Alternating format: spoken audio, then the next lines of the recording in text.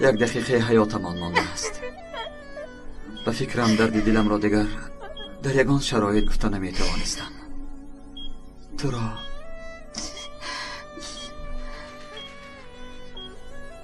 را دوست می‌دارم حلیمه، از جانم هم زیادتر. یگید از کار این دنیا فقط از یک چیز میترسیدم،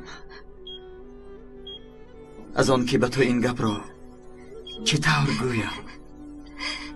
اگر از اینجا می برآمدیم به تو تکلیف توی شدن را میکردم. راضی می شدی حلیمه؟